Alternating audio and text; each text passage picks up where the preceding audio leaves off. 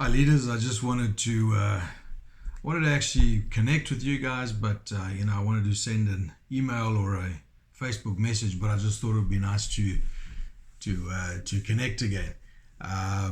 So just a few things. It is really exciting to be meeting inside again. Hopefully, pretty soon we'll be able to have one meeting at a time. And so I want to thank those guys and hopefully that includes all of you. I haven't made a list, but thank you so much for putting in the extra effort, doubling up on everything. Everything is two meetings. I know that I've personally been here for both meetings, early and leaving pretty much at the end. But there have been many people that have helped. I'm not going to start naming names, but certainly gone above and beyond, and I appreciate that. And so I want to encourage you leaders as well, just to speak to other people, encourage them to get back into the routine of serving. We do understand that if we are part of New Life, we serve. It's a family, and we all have chores and responsibilities, and it certainly makes the load a whole lot lighter. All right, just a few things. Fringe people.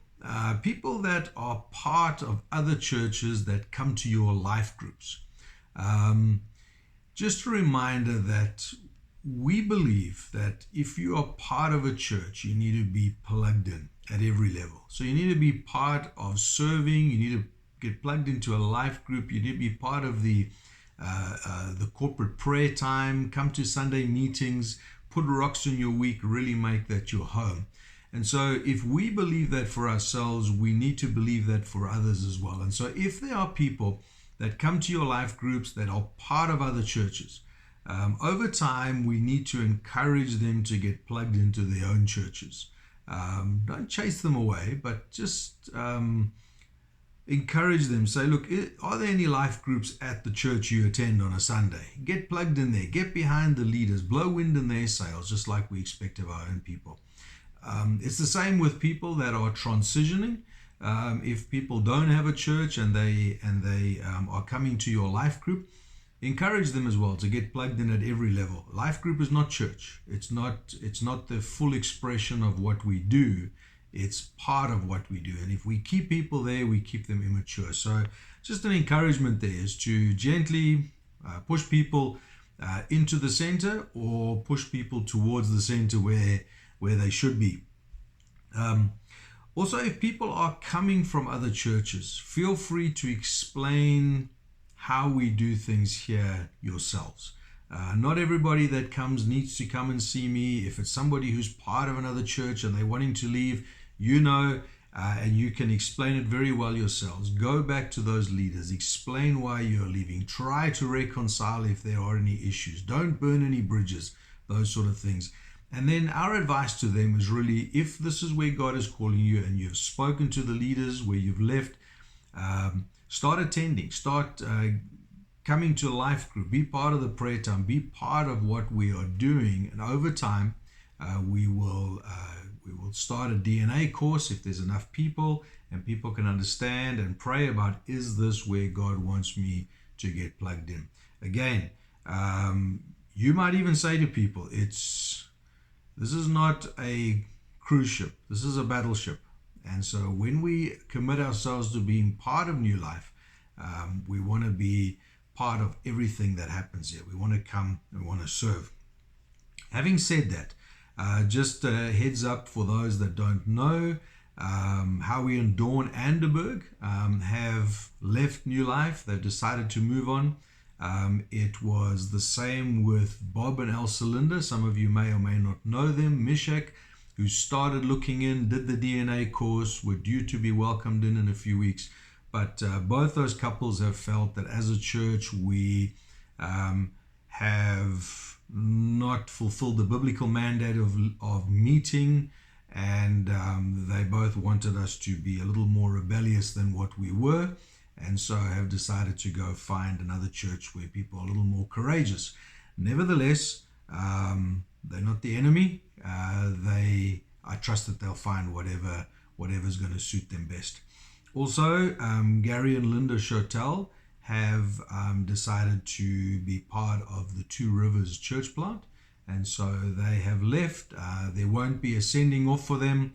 They have decided not to let us know officially that they're leaving, and so these things are difficult to explain, but Gary and Linda have also moved on. All right, as far as the year planners are concerned, year planners, there are paper year planners. They will be put into your mailboxes this week. I'll also send you a PDF on the leadership Facebook message. So if you want it in electronic format, it'll be there. Now, the reason we put these together is so that we can plan. There are many diaries that we're trying to put together. And so I want to give some advice here. If you are planning to do something, the kingdom is what we're about. And as leaders, we should understand that. And so if you're planning to go away for a weekend, say, for example, have a look at the year planner, have a look at those calendars, and if possible, unless it's an event organized by other people and it's absolutely impossible to change it, why don't you work around some of the events that have already been planned? Because if there are 30 other people involved and we need to change it for 1 or 2 people, that's a little unfair. And so have a look at the calendar, put those rocks in your week and your month, and try and work around them. It's the same when we go away for a week or so. Well, maybe it's a good idea just to plan to leave after church, or plan to come back for the next week. This is where we are fed. This is where we grow. This is where we encourage others to grow. And so I want to encourage you to make those adjustments as far as priorities are concerned. Obviously, this is not to control people's lives, but this really is to make things run smoothly, to have people on board, so with the least amount of disruption possible. And so I want to encourage you with that, is that as you plan ahead, by all means, go away, do the camping weekend and all of those sort of things. But there are certain dates that we try to put together for the good of the entire church, for the leadership team, for the kingdom, and it'll be good just to prioritize some of those. All right. So having said that, we have a leaders gathering on Sunday, the 29th of August. We'll see what the public health orders say then. Hopefully we'll all be able to get together. I think we will, because there's less than 50 of us. But that'll be a Sunday. We just changed that from a Saturday to a Sunday evening from the past, just because there's a lot of cleanup that needs to be done afterwards on a Saturday. So I'd rather leave it for the Sunday. So that Sunday afternoon, evening, we'll see what happens. On August the 29th will be a get-together. We'll gather together as leaders. Hopefully we'll be able to have a meal together, pray, worship together, and I think it'll be a great time. So I encourage you, set that rock in place, work around that date if you possibly can, and let's get together. Again, thank you for what you do. Thank you for getting into the trenches, for being part of this leadership team. And remember that people keep an eye on us. They watch what we do, and it's a whole lot stronger than what we say. We need to say the right thing as well, and we need to be true to that. But let's live what we preach, and let's preach what we live as well. And it's all for the King and the kingdom. All right. Thanks so much, and keep a lookout for those messages, and come and get your year plan in the mailbox.